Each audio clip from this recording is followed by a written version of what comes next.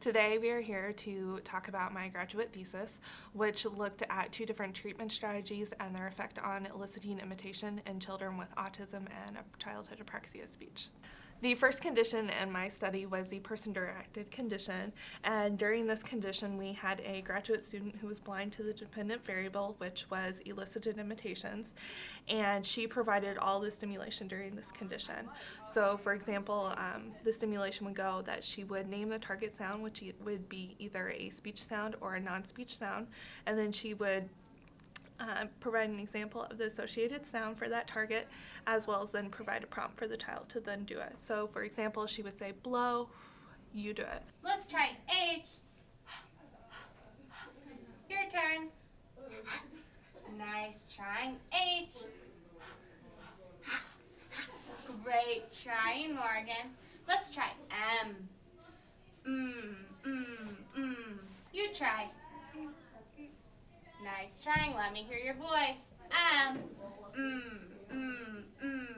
You try. Let me hear your voice. Watch me. Your turn. Nice trying. Can we try P? Let me hear P. Great P sound. Great job, Morgan. It really looks like your subject was responding well to the treatment, and she was actually producing lots of imitations, which is surprising for a child with autism and childhood apraxia of speech. Is this what you found with all 6 of your subjects? Yes, actually, for all 6 subjects, they did provide or produce more imitations during the person-directed condition when compared to the AC-directed condition. The AC-directed condition differed from the person-directed condition in that the AC device actually provided all of the stimulation. So the AC device was set up that on the screen there were 4 symbols, and each symbol contained a video model of the target sound. And once the subject would activate one of the symbols, then a video would play. The main difference, though, was that the AC device provided all the stimulation. And AAC devices are commonly used with children with autism and childhood apraxia of speech to help them communicate. So they're actually computerized devices that speak for the children, that allow them to communicate. But in your study, you were really using them as an intervention technique to elicit the imitations. Yes, we were. That. Now you do it.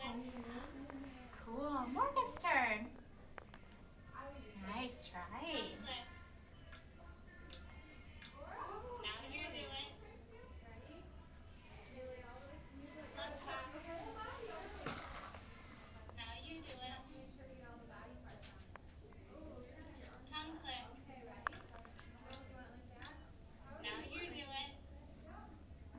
Watching, Morgan. Keep going. Look.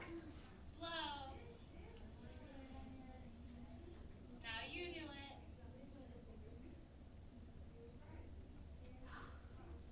Kiss. Now you do it. Lip pop. Now you do it.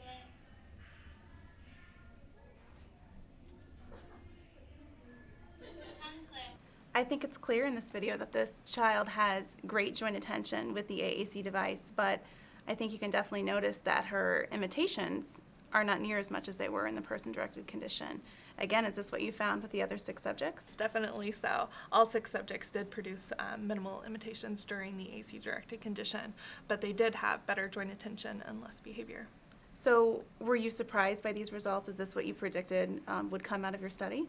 Yes, traditionally the person-directed model is commonly used with many disorders within our field to do the model and imitation, and it has been very successful. So I did expect to see many imitations during that condition, but I was hoping for some more imitations during the AC-directed condition. And so do you think that your results of your study have impacted the field of speech-language pathology in any way? Yes, I think there are many key factors that can be taken away from this project. For instance, one is that all of our sessions were only 5 minutes long. They had 5 minutes of intense speech therapy, which definitely benefited all of these subjects. Another key factor would be that the AC-directed condition actually provided very consistent repetitive input mode, which is also very good for both of these disorders. And then the person-directed condition elicited more imitations and was very useful in eliciting their natural speech. And I think the best treatment strategy that has been shown through this study is that a combination of the two strategies would be best. So using the AC-directed condition and the person-directed stimulations to provide that consistent repetitive input, and then using the person-directed condition to then elicit more imitations.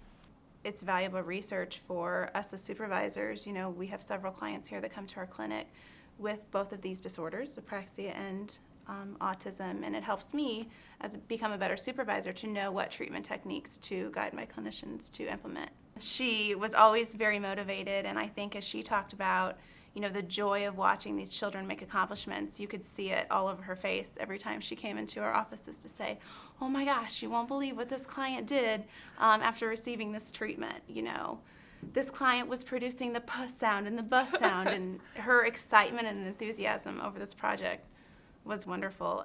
I have learned so much about both of these disorders, autism and childhood apraxia of speech. I've also learned a lot about how to conduct research within our field, as well as how to use AC devices and implement them as a treatment strategy for children with autism and apraxia of speech. And overall, it has just been a very great learning experience for me.